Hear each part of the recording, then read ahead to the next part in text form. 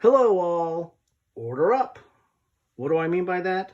Well, today I'm going to do a brief exploration of command and order systems and how communication or battlefield communications are modeled in war games. Now, this is not an exhaustive list. This is just some of the systems that I found in my collection as I've been playing through some of my games. And actually, the idea for this kind of came when I was playing Red vs. Reverse and Ottawa. I kind of played these back to back and found out that the system or the command system or the acceptance of orders is somewhat similar. I mean, they're not identical, but there's some of a similar notion of rolling to accept orders. And so that gave me the idea of, what are the other ways that orders or battlefield communications are modeled in war games. And I thought I'd start with kind of the most abstract or high level, which is kind of comes in commands and colors and all its various systems.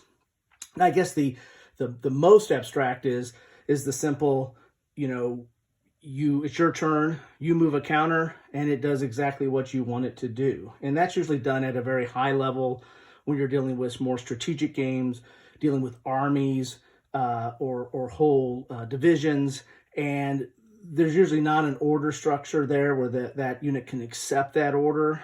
That's usually more abstracted or modeled on logistics. And so your whole communications line, your whole logistics, supply, and all that is kind of rolled into one aspect. And either you have the unlimited ability to move your units, or you might be limited to maybe like a headquarters. I know some of like the Columbia East War or East Front games and the block games have like headquarters that you're limited to what units you can activate based on the headquarters that are available. But I'm going to go more into the actual focusing on the orders or giving commands to units and how those are modeled. And again, this is not exhaustive. This is just some of the games in my system, and I thought it would be interesting to look at. So again, on the most abstract level, you have command and colors, and they do it by cards. And the command and colors is originally originated in Battle Cry and now has been taken to Ancients, of course, has been taken to Napoleonics. Battle Cry was Civil War. It's been taken to Medieval now. And so there's several different, and it's actually in fantasy setting as well with battle lore. So it's been taken and to several different type of genres, even sci-fi. So what you do here is you're going to get a deck of cards or a hand of cards, and your hand of cards limit what orders you can do. So this one, you can order 4 units center. So your map is going to be divided into 3 sections, right, left, and a center. And based on what cards you have in your hand, lets you do those orders. So what this is modeling is, that not all your units can do everything they can do all the time. And you're going to be limited by what you have in your hand and what units you can order based on those cards. You have to make a lot of different decisions based on what you have in your hand. So that's one way of doing this. And again, this order systems come up in, again, all different genres and eras, but is really quite common in Ancients and Medieval times and Civil War and Napoleonic times. And again, it's all kind of based on the communications. As your communications get better and you're able to command your troops through the modern day communications, through radio or even today, satellite, you're going to have, it's easier to issue commands and expect that those commands be clear and that can be executed upon.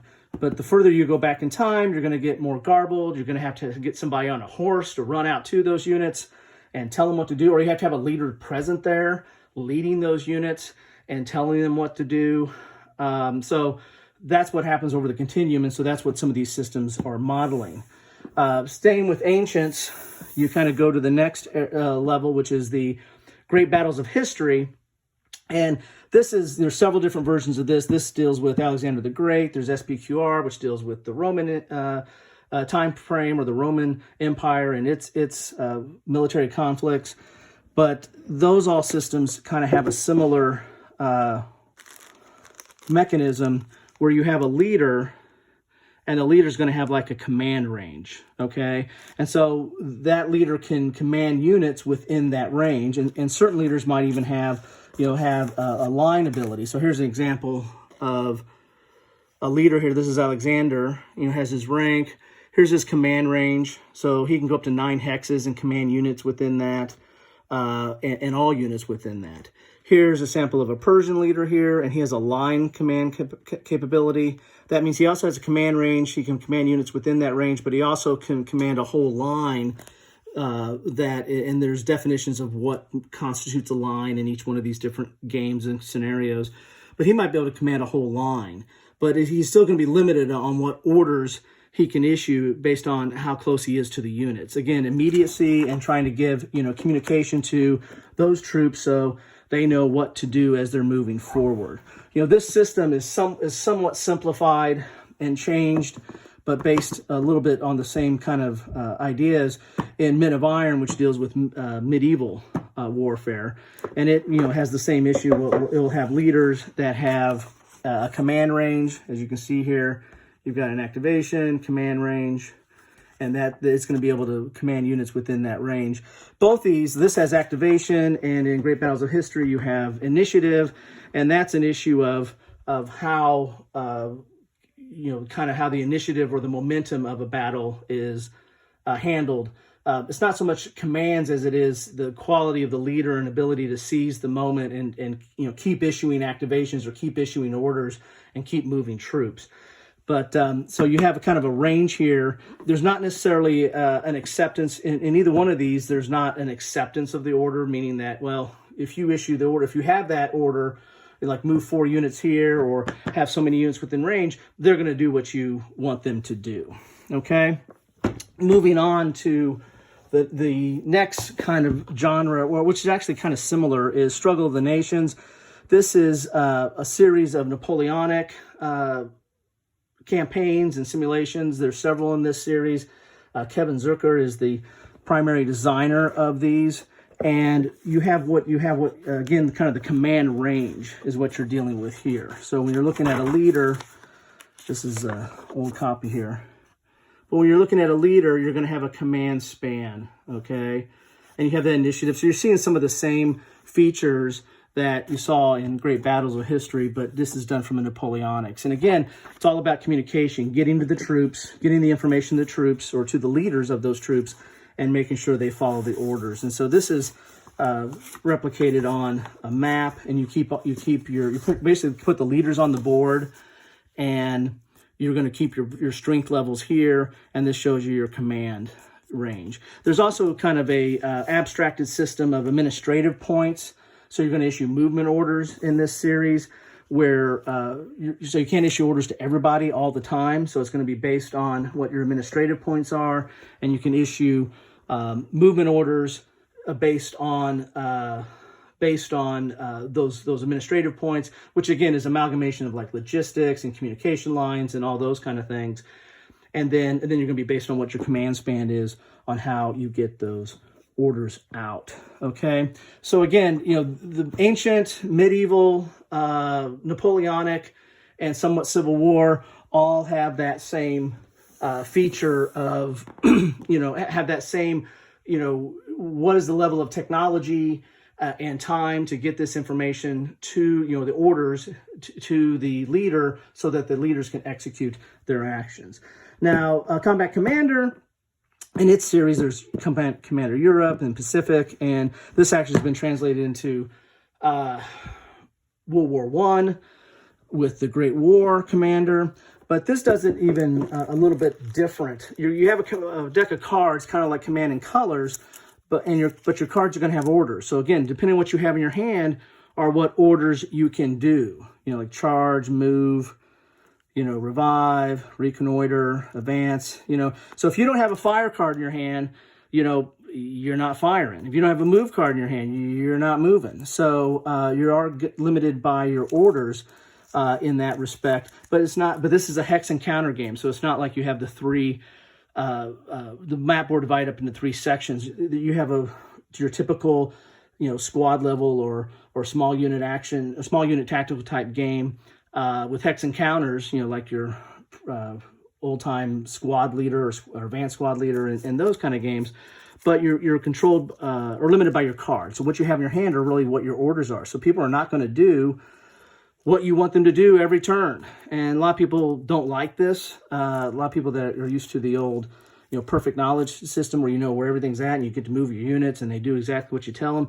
This really adds a element of chaos, and tries to model the chaos or the chaotic nature of the battle situation. So you're limited on what you can do based on what you have in your hand. And then again, here's a summary of the different orders. But again, you have to have that card in your hand to do it.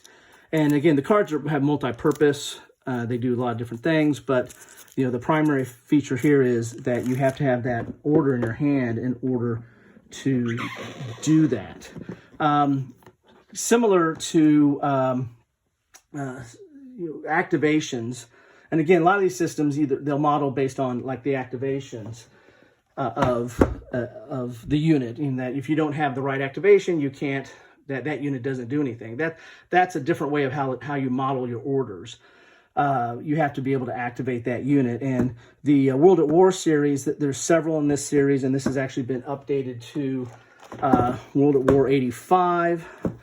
But the World at War series, the way it basically, and again, this is just one example of it, but the way the World at War series works is you have to have an activation chit. So you're going to put all your formation chits, these formation markers here, you're going to put those in a cup and for both sides, and then depending on who pulls the activation out, this is the 7th Texas from this American Conquerors series.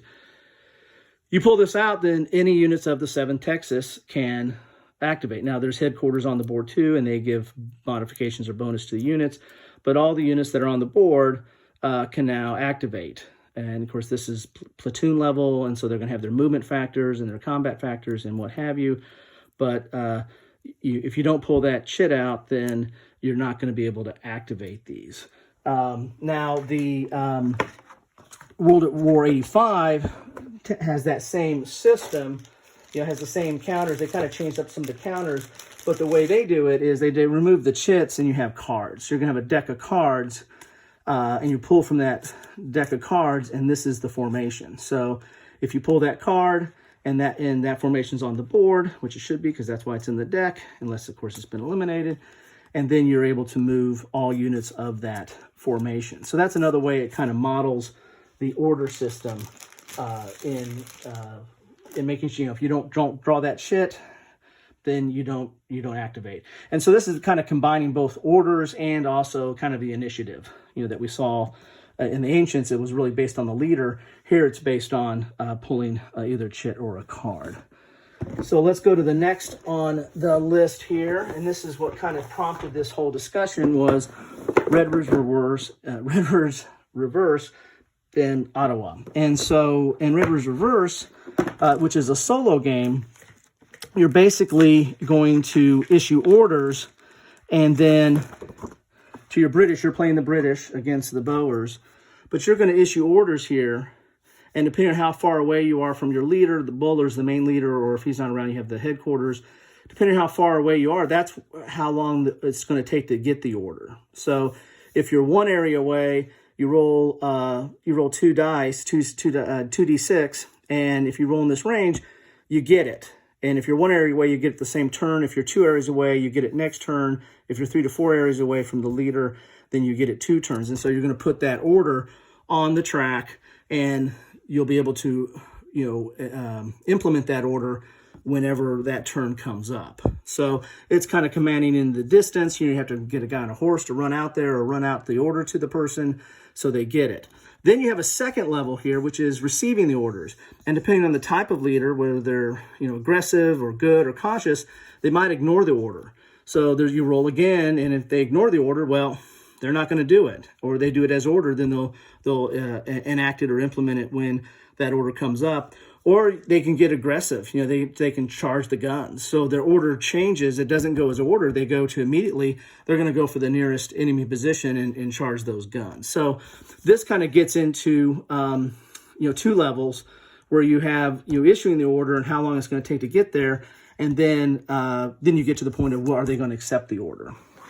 Now, in Ottawa, you have a somewhat kind of a similar situation in that this is the Italians versus the Ethiopians, which kind of have a similar situation here where do they accept the orders? So you have the different generals or leaders, and then you roll a dice to see whether they accept the order, okay? If they don't accept the order, then it goes down to they're not obeying, and it turns out what will they do? So you roll the dice, and it changes to either maneuver or attack. If the nearest enemy is greater than 3 hexes, or if they're within 3 hexes, it changes what they end up doing.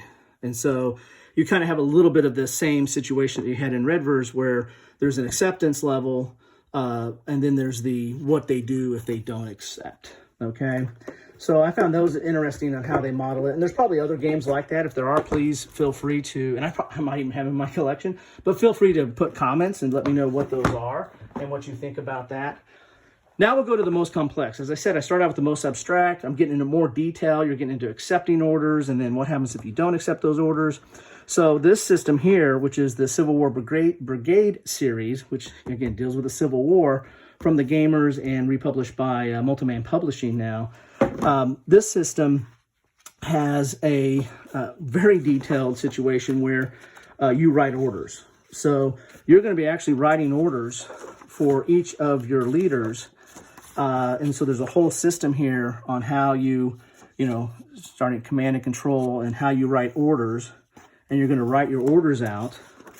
And there's like a little notation there of a sample order. So you're going to write all the orders, the arrival time. So this adds in the whole aspect of a timing of the order, when it's going to come into play. Who's receiving the order, who's sending the order makes a difference. So we're getting even more detail now. The type of order, the method of the order. And so you get all these different levels of issuing the orders, which is kind of the core to this system. And then there's this whole acceptance issue as well. So you're going to have a situation of the acceptance level. So the level of the seed, level of the leader rating of the sender, the leader rating of the receiver. There's some modifiers, whether it's oral or written or in person. Is it a complex order or a simple order? And then you're going to roll the acceptance value and see what happens, okay?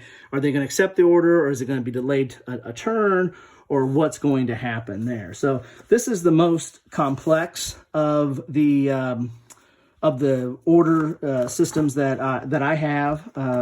Again, I might have others in my game, but this is one that just stands out to me as being the most detailed and involved, and adding in all the factors of who's the leader that's sending it, who's the leader receiving it, and what type of order it is, and what time is it supposed to be delivered. So I mean, this gets into the most complexity. I mean, you saw some of that in Red Verse as far as how far away from the leader you are, and whether it's accepted based on the type of leader that's receiving it. But again, this models it in a much more complex fashion. So anyway, those are the games that I thought I'd explore and talk a little bit about with you. Again, I might have others in my collection that might model it a little bit different or better, but feel free to put your comments, what systems you like, or how do you think it's best modeled, or what do you think about the games that I've talked about? Anyway, I hope this was interesting. If you like it, please like. If you'd like to see more, please comment. Tell me what you'd like to see. Subscribe, and you shall see more. Hope this was helpful, and thank you for watching.